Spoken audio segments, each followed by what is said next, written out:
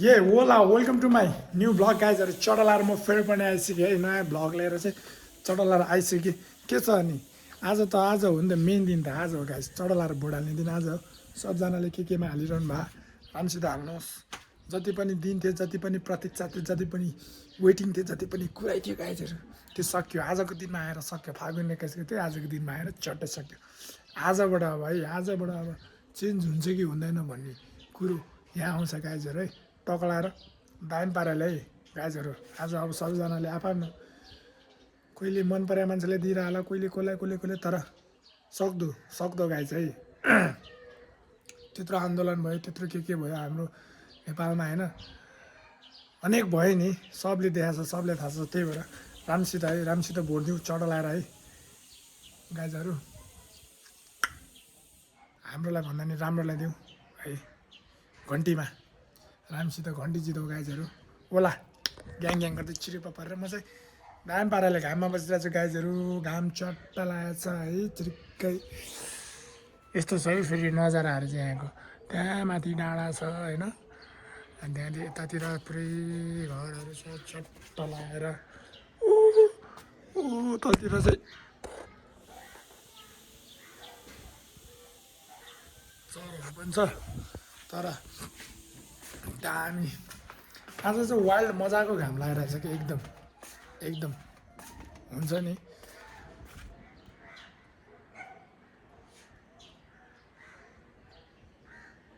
आज अहिले फेरि सुनसान टाइपको पनि छ गाइजहरू सबजना अब टक्क लगाएर त्यहाँ भोट दिन गयो होला नि त भोटिङ हान्नलाई भोटिङ ठाउँमा आज पुरै सुनसान छ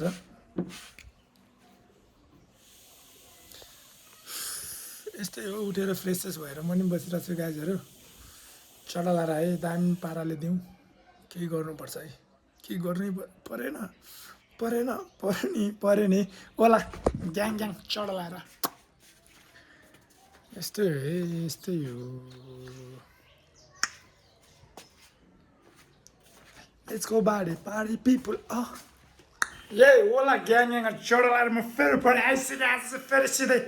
लिसर चाहिँ सेप भइरहेको छ है किचनबाट टक्लाएर माल पानी बनाउँछ के माल पानी बन्दैछ त भन्दाखेरि चडलाएर आलु पराठा आलु पराठा हो नि त है आलु पराठा बनाएको छु होइन अब यसलाई चाहिँ यसरी स्याँट लिएर सल्लक्क फर्काउनु पर्ने हुन्छ गाइज होइन दामी पाराले परोठा बन्दैछ है यहाँ पनि चडलाएर माल पानी पाक्दैछ र हुँदैछ बिस्तारै सबै कुरा हुँदैछ नि गाइज ओला ग्याङ गर्दा आज छिटो पारेर आलु पराठा विथ होइन चला लाएर अचार टक्का लाएर त्यससँग चाहिँ दामी पाराले आलु चप खाने भयो तिमी पनि आउला नरिसाइकन है के गर्नु म त पकाइरहेको छु बिजी छु है ओला ग्याङ अहिले पछि पकाएपछि भेट्छ ला खाने बेला है यो गाइजहरू म फेरि आइसकेँ चडा लाएर परोठासँग अब आलु चप पनि बनाउँदैछु चडा लाएर पाक्दैछ है पकवानहरू आलु चप पनि चडलाएर रेडी गर्दैछु हाम्रो यहाँ परोठा त है फेरि आमा आलु परोठा त आएछ अब चटनी बनाउनु पाइन्छ आलु चप पनि हुँदैछ है ओला ग्याङ गर्दा यस्तै हो सेफ सरको चाहिँ फेरि के बन्छ है चडलाएर अब खानुपर्ने हुन्छ अनि त्यसपछि एकैछिनमा अनि पाकेपछि खाने बेला भेटौँ ल तिमी पनि खाना आऊ है नरिसाइकन है चडा लाएर सबै कुरा माल पानी पाकिसकेको गाइजहरू अब चाहिँ सुरुवात गर्न लाग्यो है चडा पहिला सुरु आलु चप छ अचार छ चटनी छ यहाँ सब माल पानीहरू छ होइन पहिला सुरु आलु चपबाट सुरु गरौँ है यसरी फेरि अचार फेरि नि यो अचार चाहिँ टक्क सिलौटामा 100 वर्ष पुरानो सिलौटामा पिसेको गाइज दामी डाल्छको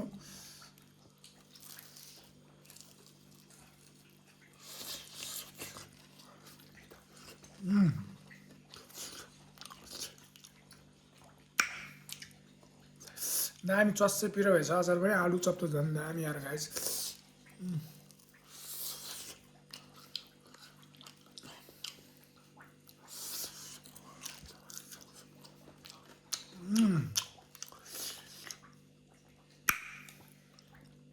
लागा एकदम दामी यस्तो दामी छ गाइसहरू ओला ग्याङ गर्दा काहीँ पनि पाउँदैन होला क्या आफ्नो होममेड है हातले बनाएको चटो लाएर खाउँ अनि खाएर टक्का लाएर भेटौँ है त गाइजहरू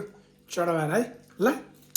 ल ग्याङ ग्याङ यस्तै है गाइजहरू चढलाएर है जिन्दगानी दर्पण छायो भने यस्तै हो टकलाएर है माया चाहिँ देखाइराखौँ लाइक सेयर एन्ड सब्सक्राइब टकलाएर है ठोकौँ गाइजहरू ओला ग्याङ ग्याङ गर्दै